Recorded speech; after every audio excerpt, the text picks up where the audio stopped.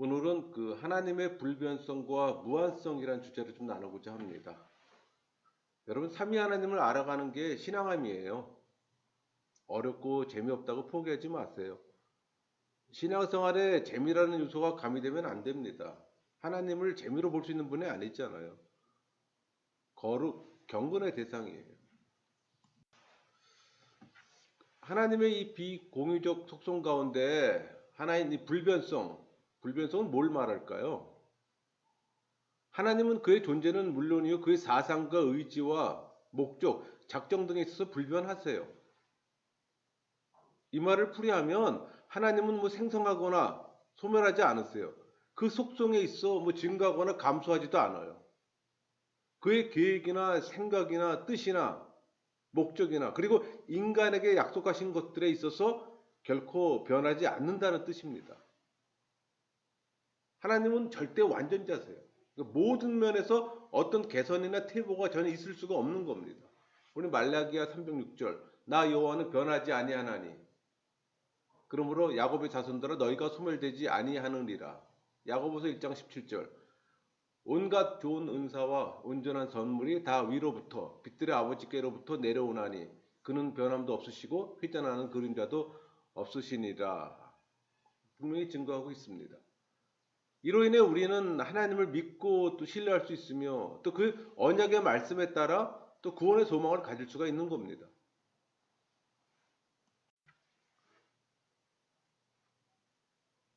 왜 하나님은 불변성을 지닌 분이어야 할까요? 스스로 계신 분이기 때문입니다. 하나님에게 변함이 없는 까닭은 이 변경이란 이 불완전한 내포하고 있는 말이기 때문이에요. 무엇인가 불완전하기 때문에 그것을 보충하기 위해 변경하는 겁니다. 그러나 완전하신 하나님은 모든 불완전으로부터 절대 자유하신 절대자예요. 그러기에 하나님에게 있어 이 변함이란 있을 수가 없는 겁니다. 만약 더 우수한 존재로 변화시킬 가능성이 하나님에게 있다면 우리는 하나님을 절대 완전자라고 말할 수 없죠. 그러나 성경이 보여주는 하나님은 절대 불변하신 분입니다. 어제나 오늘이라 영원토록 동일한 분이세요. 우리 히브리서 13장 8절 예수 그리스도는 어제나 오늘이나 영원토록 동일하시니라. 우리는 이처럼 불변하시는 하나님을 믿고 있는 겁니다. 그래서 하나님의 불변성은 하나님을 대적하는 자들에게는 무한한 공포와 두려움을 주는 거예요. 시편 7편 11절 하나님은 의로우신 재판장이시며 매일 분노하시는 하나님이시로.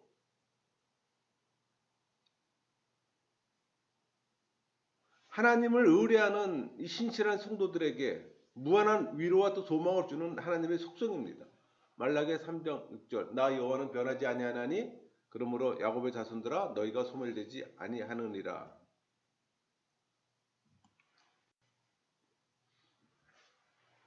어떤 이들은 하나님은 불변하시기 때문에 활동하지 않는다고 생각해요. 그것은 불변성과 이 부동성을 혼동한 오해입니다. 여러분, 하나님은 불변하시는 분이시지 활동하지 않으신 분이 아니에요.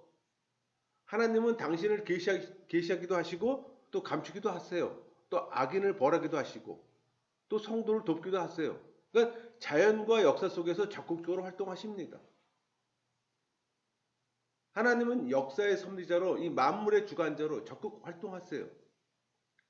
또 하나님은 이 만물과 인간에 대해 다양하게 활동하시되 자신의 속성에 있어서는 항상 동일한 분으로 나타나십니다.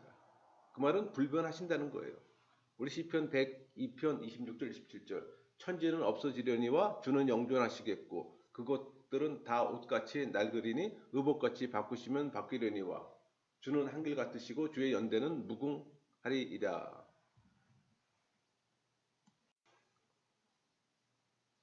성경을 보면 때로 하나님은 후회하시고 또 그 뜻을 변경하시기도 하는데 이것은 또 하나님의 불변성과 모순되는 거 아닙니까? 이렇게 질문하는 분들도 있어요. 성경에 하나님께서 후회하시고 또 한탄하시며 또 근심하시고 진노하는 장면을 우리는 종종 찾아볼 수가 있습니다.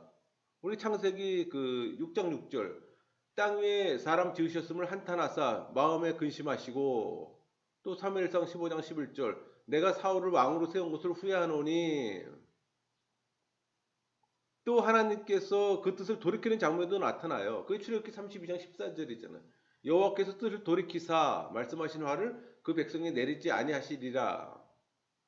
이 같은 성경 묘사는 하나님의 불변성에 전혀 배치되지 않아요. 왜냐하면 그런 성경의 묘사는 하나님의 속성의 변화를 가리키는 표현이 아니기 때문에 그 같은 성경 표현은 단지 표현하기 어려운 이 하나님의 심정을 인간이 이해하는데 도움을 주기 위해 하나님을 의인화하여 인간의 관점에서 묘사한 겁니다. 우리는 이걸 신학적 용어로 신인 동형 동성론이라고 표현합니다. 여러분 성경 가운데 뭐 하나님의 후회, 판단, 근심, 진노 이런 신인 동형 동성론 표현이 많이 등장해요. 그러니까 하나님의 감정이나 의지와 관계된 표현 위에도 성경에 자주 등장하는 말이 있어요. 뭐 하나님의 팔, 하나님의 손, 뭐 하나님의 얼굴 등 묘사가 모두 이 신인 동형 동성론적 표현이에요. 하나님이 영이시기 때문에 육체가 없잖아요. 그럼에도 불구하고 저런 표현하는 거는 우리 인간의 이해를 돕기 위해서 표현하는 겁니다. 그러니까 순수한 영이신 하나님께서 신체를 소유하지 않으세요. 그렇지만 하나님은 묘사할 때 쉽게 이해되고 효과적인 이해를 돕기 위해 이 하나님의 속성도 어떤 의인화 묘사하는 것이 필요했어요. 그러므로 우리는 성경에 나타나는 이 신인 동형 동성론적 이 묘사로 인해 하나님의 불변성을 의심하는 일은 없어야 합니다. 우리 민수기 23장 19절 하나님은 사람이 아니시니 거짓말을 하지 않으시고 인생이 아니시니 후회가 없으시도이다.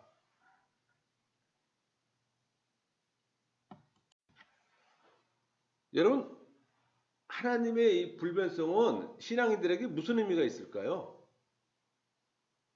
이 하나님의 불변성은 하나님에 대한 신앙의 근거가 됩니다. 참 하나님은 반드시 불변해야 합니다.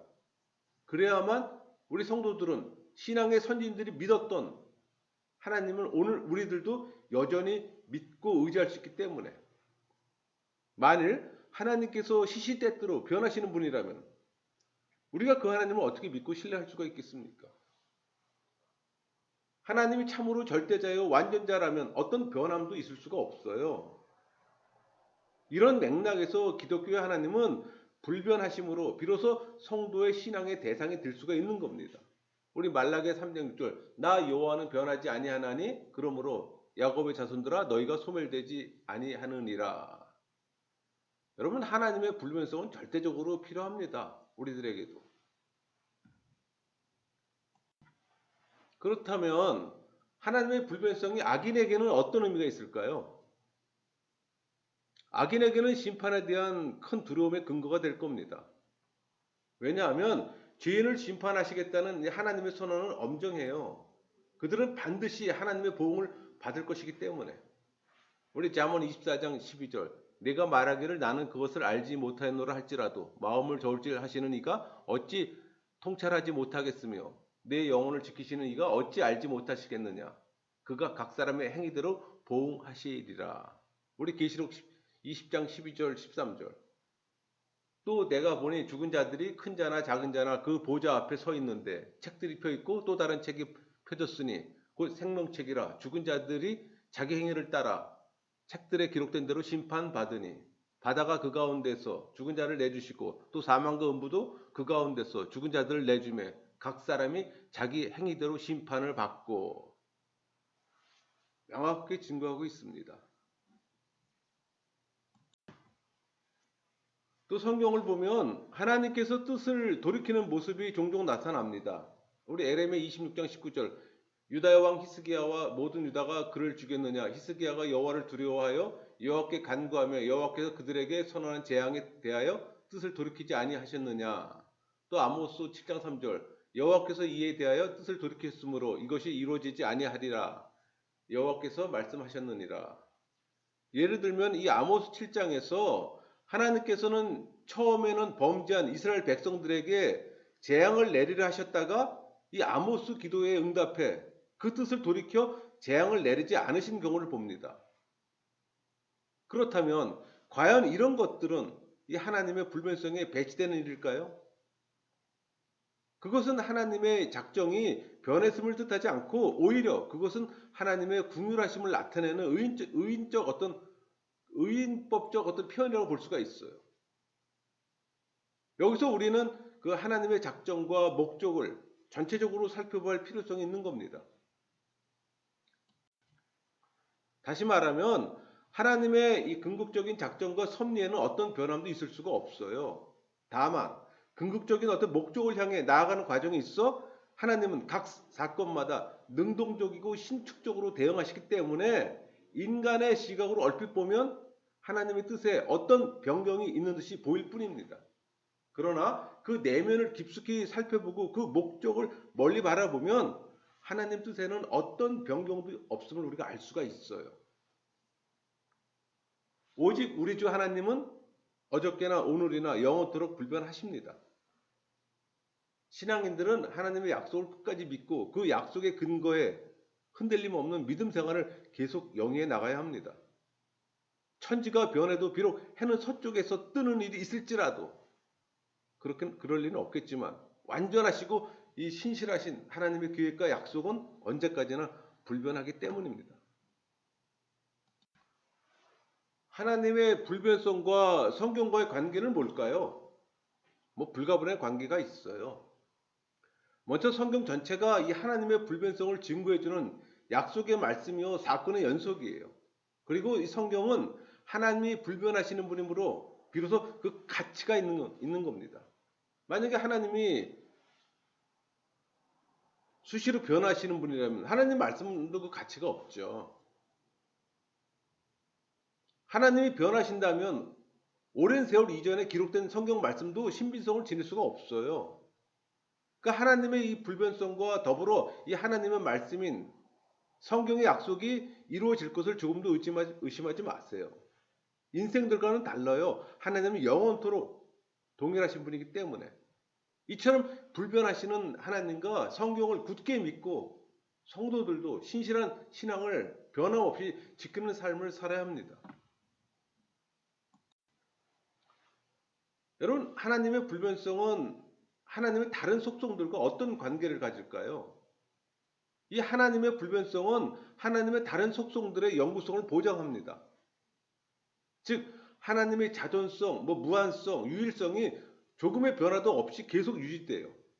또 하나님의 영적, 지성적, 어떤 도덕적 속성과 또 하나님의 복되심이 흔들리지 않을 수 있는 것이 이 바로 하나님의 불변성 속성 때문이에요.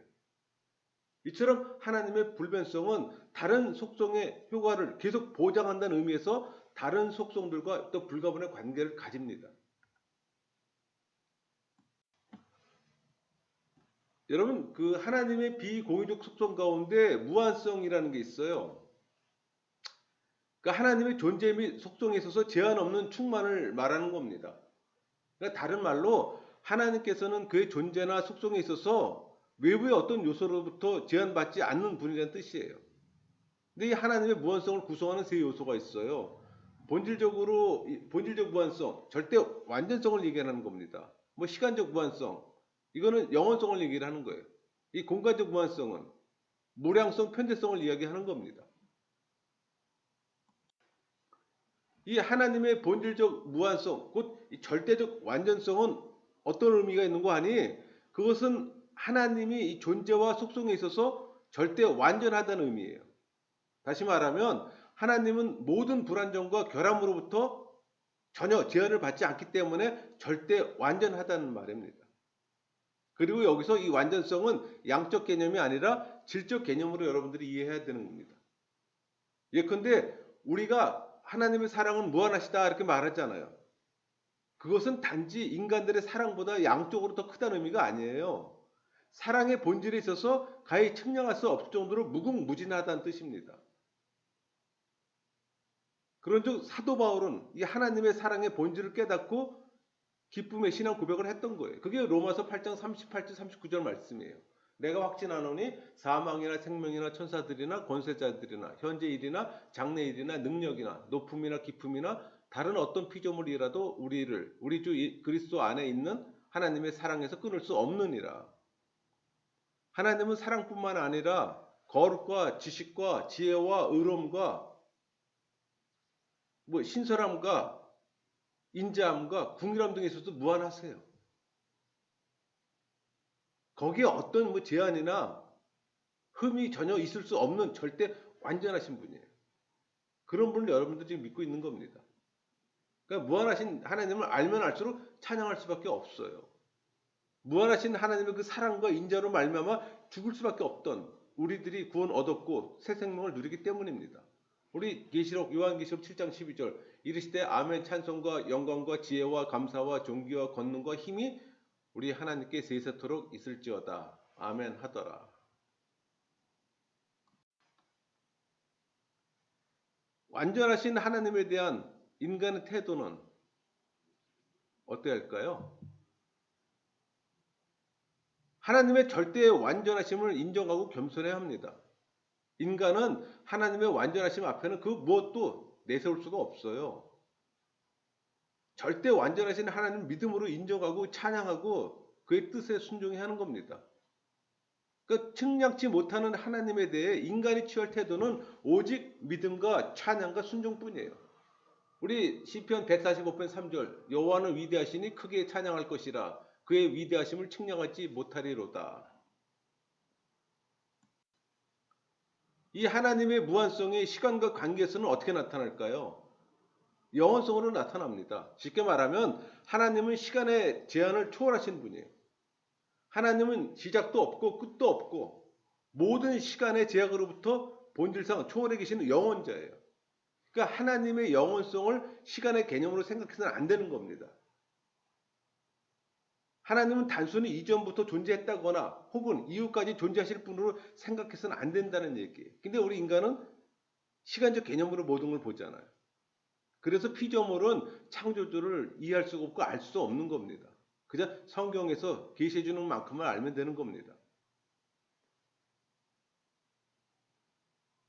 여러분 하나님을 생각할 때 우리는 거의 양적인 개념을 생각을 해요. 근데 질적인 개념으로서 하나님께서 창조하신 시간 자체를 초월해 계시는 분으로 그냥 인정해야 합니다. 그냥 받아들이세요. 그렇다면 무한하신 하나님에게 있어 시간의 의미는 뭘까요? 인간들은 뭐 삶을 달력으로 표시하고 우리의 삶을 과거, 현재, 미래로 구분하잖아요. 그러나 하나님께는 그런 구분이 의미가 없어요.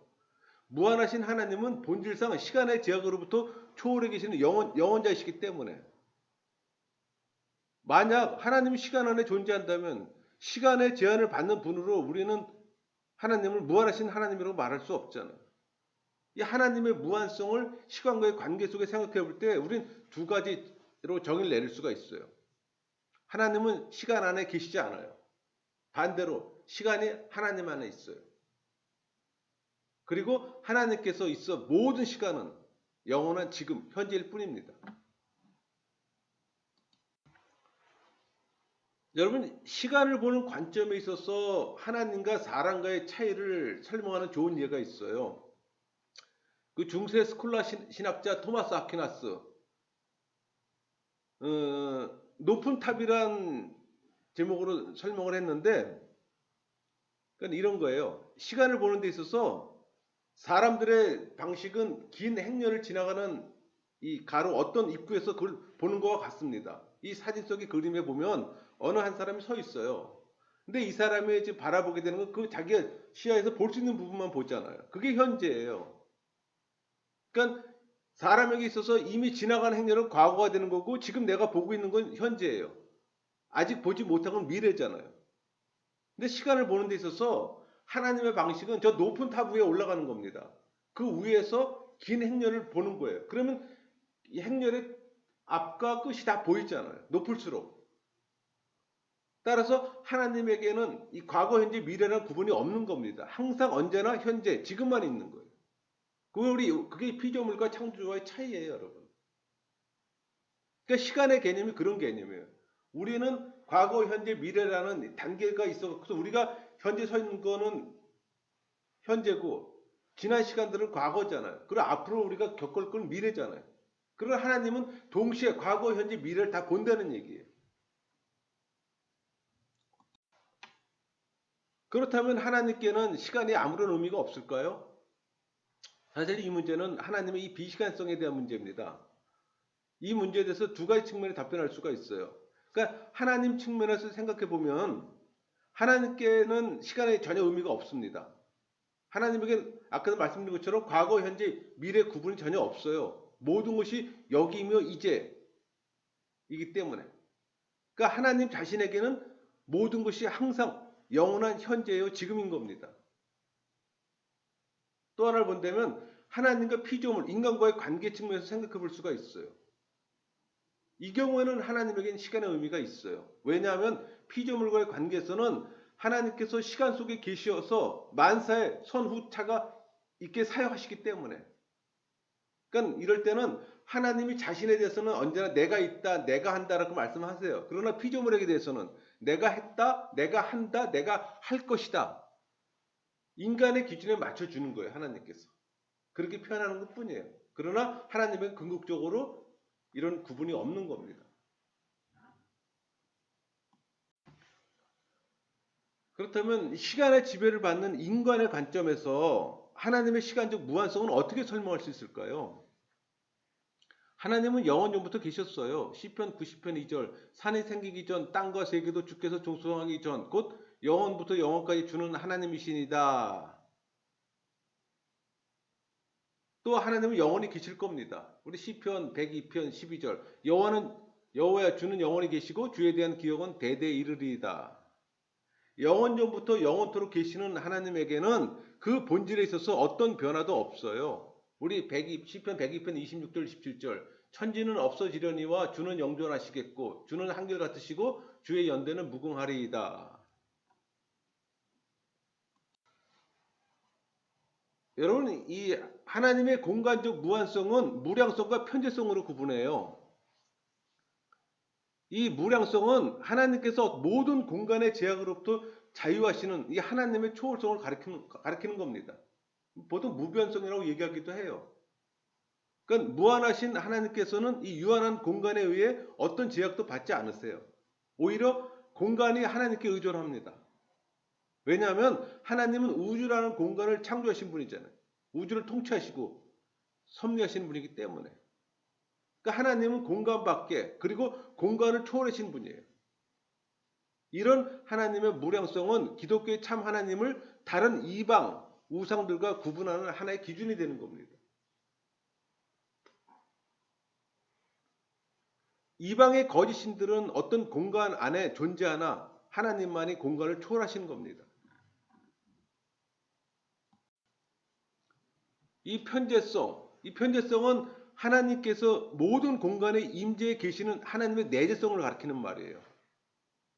여러분 모든 존재는 공간의 세 가지 형태로 관계를 맺어요. 그러니까 인간들처럼 일정한 영역의 존재, 공간의 제약을 받는 겁니다. 또 천사들처럼 일정한 영역의 제한을 받지 않지만 일정 공간에 한정해서 존재하는 거예요.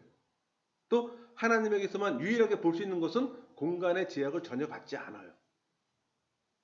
그러니까 모든 공간에 동시적으로 임재하는 겁니다. 공간을 초월해 계시는 하나님.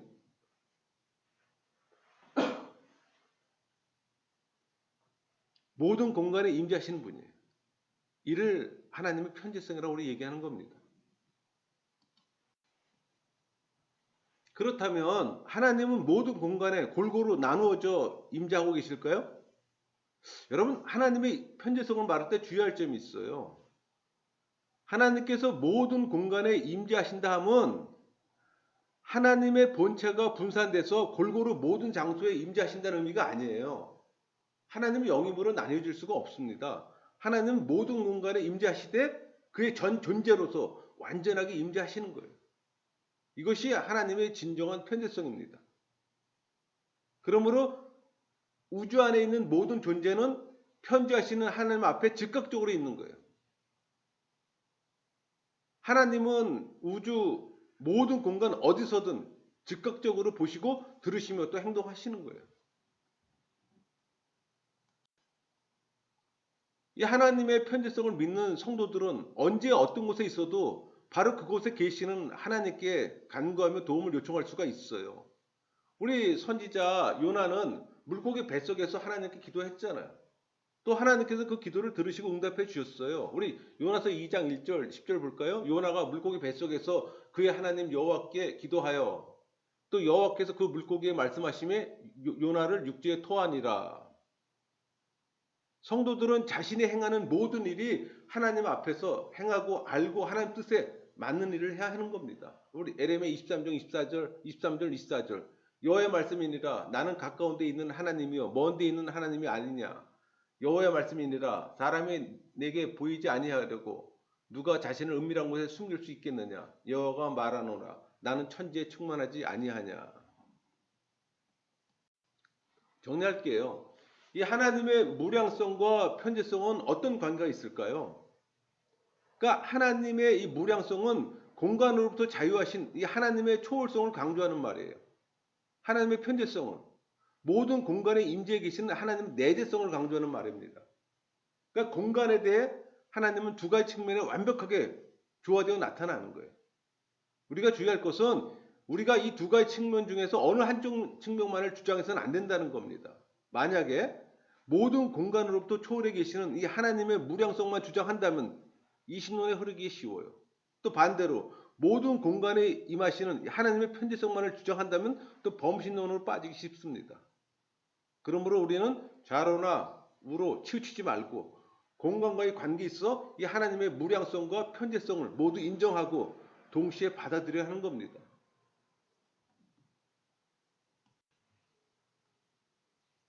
하나님께서 공간을 초월하시는 이 하나님의 무량성을 믿는 성도는 하늘에 계신 우리 아버지를 부르며 기도해야 합니다. 우리 마태복음 6장 9절. 그러므로 너희는 이렇게 기도하라. 하늘에 계신 우리 아버지여 이름이 거룩히 여김을 받으시오며. 동시에 하나님께서 현재 이 자리에도 계신 이 편재성을 믿으면서 우리와 함께 계신 하나님을 의식하며 기도해야 하는 겁니다. 우리 사도행전 17장 27절. 이는 사람으로 꼭 하나님을 더듬어 찾아 발견하려 하려 하심이로되 그는 우리 각 사람에게서 멀리 계시지 아니하도다. 이런 믿음의 기도는 하나님께서 들으시고 당신의 자녀를 또 선한 길로 인도해 주세요. 하나님께 기도하고 하나님의 인도를 받는 여러분 모두가 되기를 소망합니다. 말씀을 마치겠습니다.